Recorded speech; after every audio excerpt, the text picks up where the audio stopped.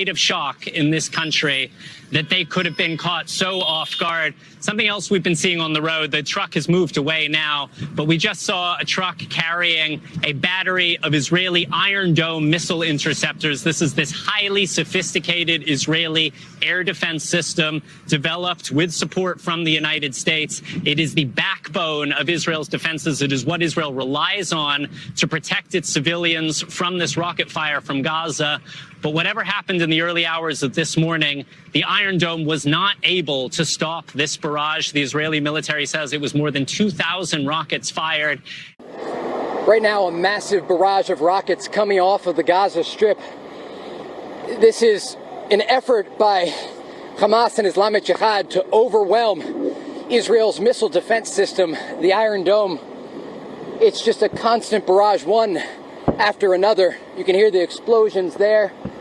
The Iron Dome picking up some of this fire, but not all of it.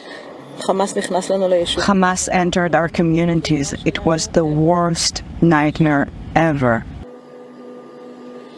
A true nightmare for Israeli civilians. We do know dozens of Israelis, both soldiers and civilians, were kidnapped by these militants and taken as prisoners of war. Hamas, the group in control of Gaza, this evening releasing a statement indicating they are keeping these captives in the tunnels beneath the Gaza Strip, where they store both weapons and rockets. When you talk about this really catching the Israeli military off guard, walk me through how Hamas is able to pull off a highly coordinated multi-front by land, air, and sea on 20-plus targets while launching the highest number of rockets, which really took the Iron Dome by surprise.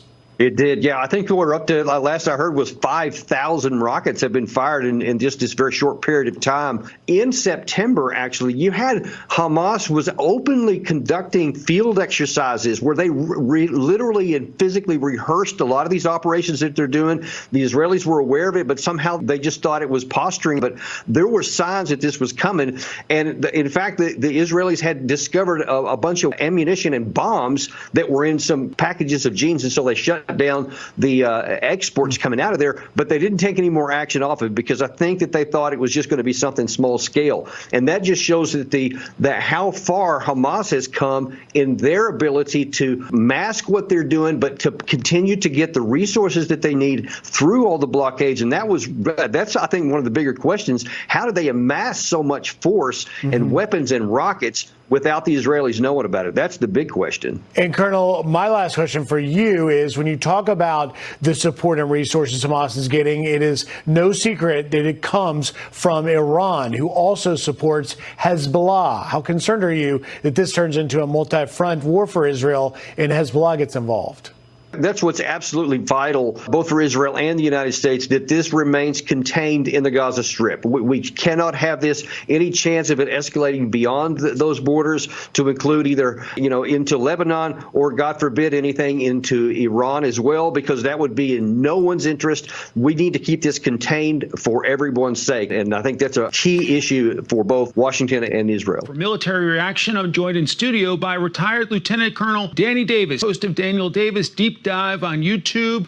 You describe it as a very sophisticated attack by Hamas. Explain. Yeah, there's really two things going on here. One is the tactical level, what Hamas has done, and the second is the strategic level. And Hamas has this significant advantage on the tactical and Israel on the strategic. And let me explain what I'm talking about here. First of all, that Israel was completely caught off guard, both tactically on the ground and intelligence. It was the biggest intelligence failure, really, even bigger than 9/11, if you want to look at it that way, because Israel, the military, was completely caught off guard. There was no warnings at all. So when Hamas actually started their attack from this small little enclave you see here, they did some of the most amazing things that no one thought they were capable of. They had hang gliders to manually drop bombs on forward positions of the Israelis. They went in speedboats in large numbers. They had hundreds of men break through these things and then go into very designated targets, up to 20 of them outside of the area, which no one thought they were even capable of. And then they had just just wrought this extraordinary amount of damage, both on the missiles that they fired deeper into Israel, as well as the direct attacks here where they captured and kidnapped so many people and took them back into Hamas. So now then they are in a significant position. They succeeded in embarrassing Israel, but now then the second issue is on the strategic end. Right. Israel is embarrassed, they're humiliated, but they have the power to recover. And I don't know what the end game is for Hamas. And that's what concerns me, because it's possible that they're hoping that this expands beyond the borders and they start a conflagration, maybe from people in Syria, from maybe even in Iran, and certainly in parts of Iraq. And if that happens, we have a bigger issue. But right now, time is on Israel's side. That level of sophistication, though, sounds like it must have been help from Iran, right? Well, you know, I don't think that it did. I mean, not that they didn't have some help, but this goes all the way back to what has happened in the Gaza Strip, going back to the 2014 incursion, another one in 2021, and they have been learning lessons, and they've been seeing how the Israeli forces handle things, how they operate. They've been doing extraordinary reconnaissance. This is years in the making, I think, and then they just took this opportunity to attack right now, and especially after this summer, lots of internal confusion and chaos within the Israeli government that has caused some problems with their own readiness. And I think that all those things conspired and that Hamas took advantage of them. How long do you expect this military response to last?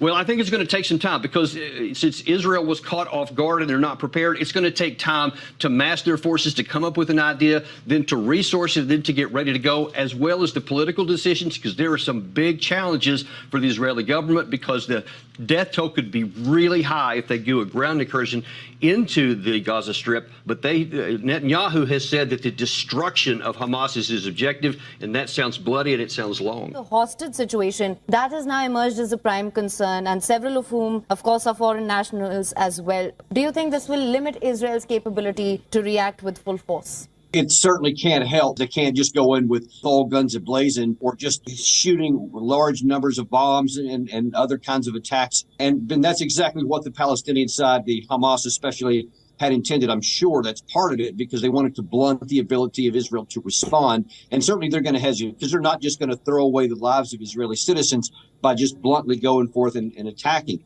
But it's going to slow it down, but it's not going to stop it, because Israel has been previously attacked, especially among the civil population. If this was military on military, it might be a little bit different of a situation. But because so much of this violence has been directed against Israeli civilians, the government can't help but have a very, very powerful response. And I fear for what's going to happen in the coming days.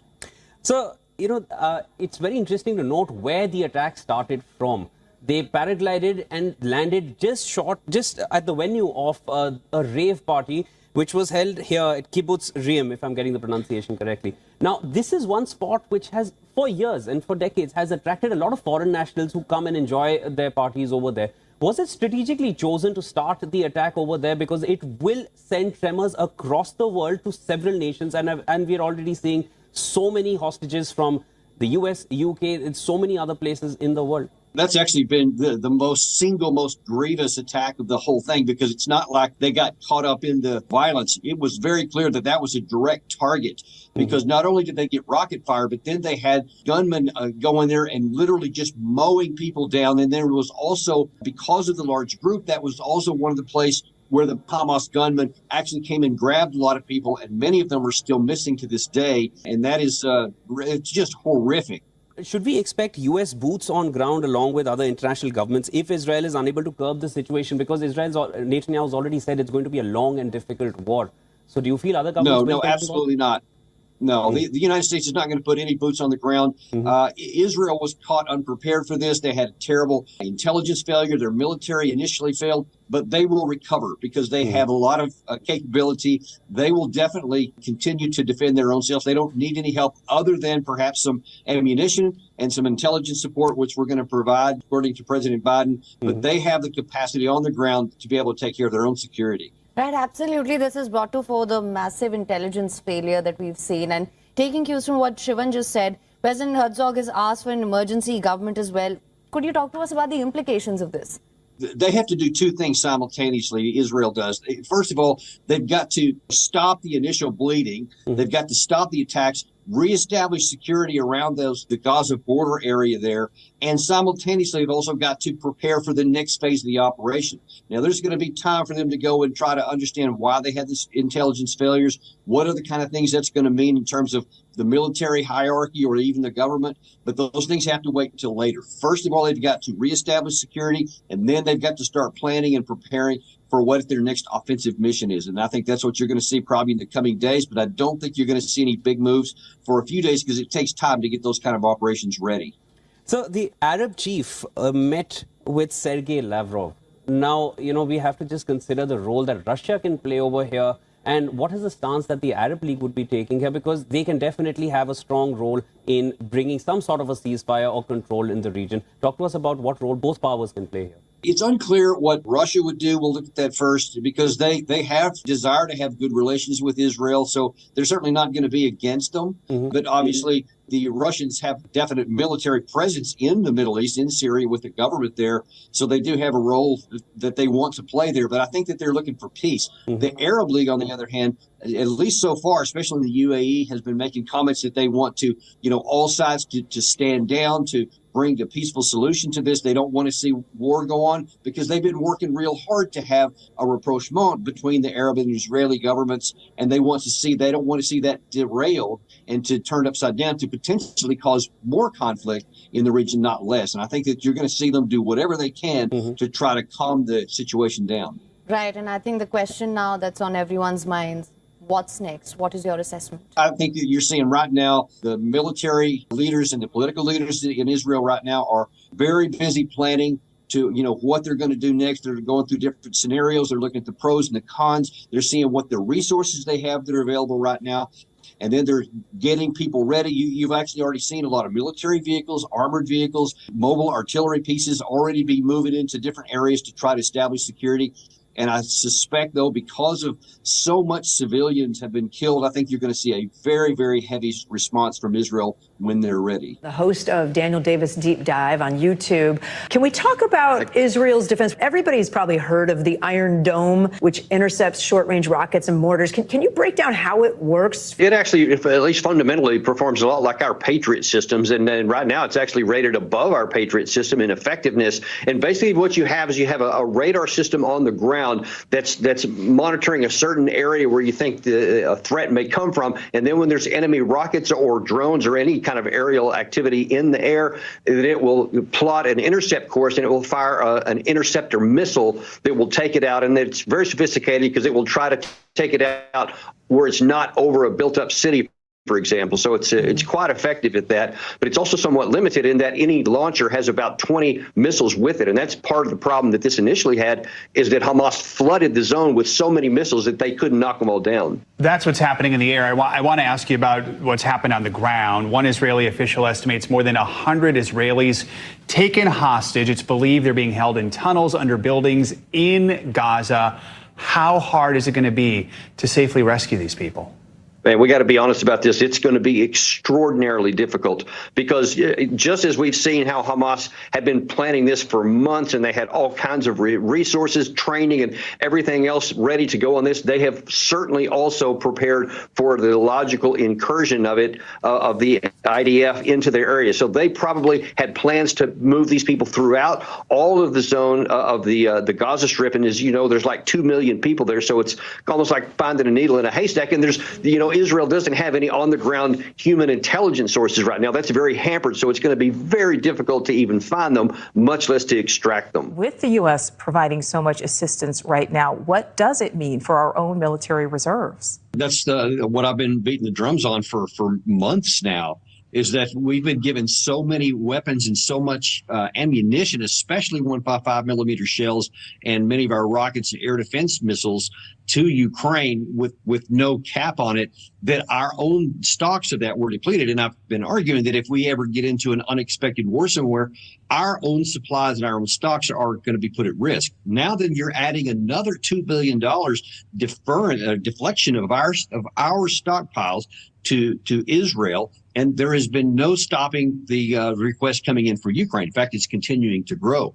So it is the government, whether we want to or not, we're going to have to make some hard hard decisions, because either we're going to continue to drain our own national security capacity and give it to these other two entities right there, or we're going to have to say, hey, something's going to have to change, because we simply don't have enough. Our industrial capacity is cranking as high as it can, but it'll take years to get up to the capacity where it can handle all this. And right now, it just can't. Yeah, and I think that somebody. Yeah, sorry. No, I was thinking, because we certainly talked about this when we were just talking about the war in Ukraine. And as you said, now we are adding yet another war.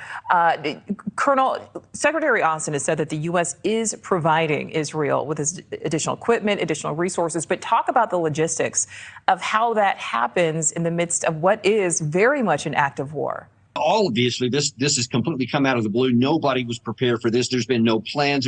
There's been no allocation set aside. And so all the pipeline of things was going into Ukraine. So potentially they could literally divert some of that to go to Ukraine, to go to Israel instead. But, I think some of the requirements for Israel are going to be different from Ukraine. I know that I've seen some 155 millimeter self-propelled howitzers on many of these videos that have been passed around. So we see that they're moving those into place, and potentially they're going to need a lot of shells on that, but they're also going to need a lot of air defense missiles for their Iron Dome system, and we provide some of those as well.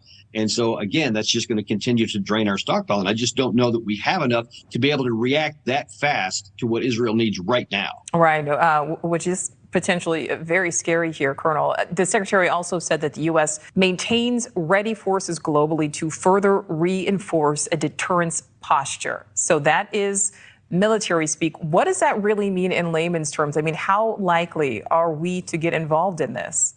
Well, we darn sure better not be getting involved in any kind of fighting anywhere unless the United States is attacked. I mean, that's the reason we have the ability to project power. That's the reason we have global forces, in all quarters of the world.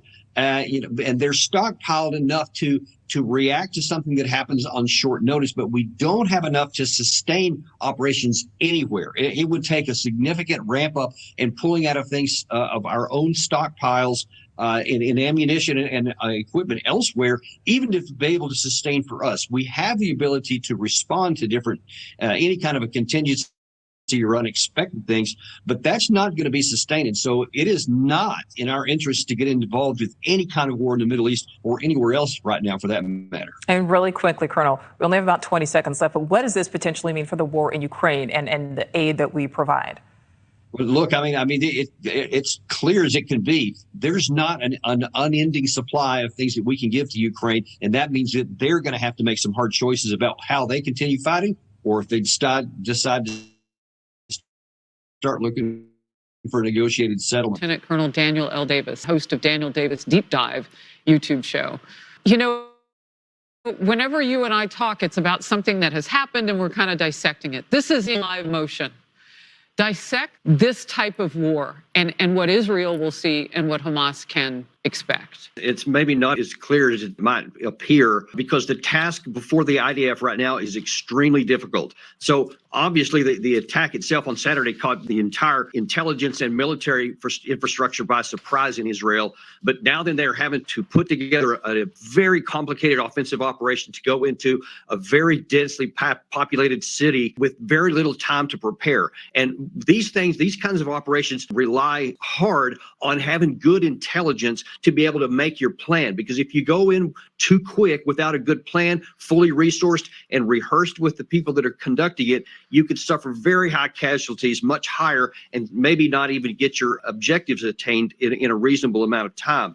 So Israel has a tough balancing act because of all of these horrific stories you're talking about here, with allegedly babies being beheaded and just all kinds of other things. There is strong impetus to take action right now. Now, Israel has taken targeted airstrikes going on to try to take out specific leaders, but there is a lot of pressure to move in with the army. They have to have tactical patience and not go until they're absolutely ready so that they don't rush to failure. Colonel Davis, I'm sitting with Joey Jones, and you just said something that spoke to the very issue he was pointing out. Joey said so wisely moments ago that every fight he's ever gotten into, back when he was a young guy, the ones that he lost were because he was trying to end it rather than win it. And what you're saying is that the enemy in this is shrewd enough to leave who they're fighting incensed and crippled by emotion by what they're doing, which would make them fight before they're ready. Joey, I want to get your thoughts. The colonel understands exactly what this fight will be in Gaza, and I think that is. I don't know that it plays to Hamas's advantage, but it certainly plays to Israel's disadvantage. If you're going into a fight like this, as with any type of conscience or morality, you understand the atrocity of collateral damage, but Hamas has created that problem, not Israel. And I think the colonel understands that. Yeah, they do. And you know, and it's important to really to point that out because, you know, the vast majority of these Palestinian people living there are just as innocent as anyone else in Israel. And, you know, Israel even doesn't want to have large numbers of those innocent people killed either. But when the Hamas has, you also got to expect they have, you know, set up booby traps. They have defensive plans set up. They want to occupy some of these areas that will require Israel to attack, that will kill innocent civilians. And it's just going to be a horrific killed on any side. But Hamas obviously desires this because they have made these atrocities, especially going after all of those civilians at the concert. You know, they desire to cause this so that Israel will rush to failure. And I think that they have to be careful about that.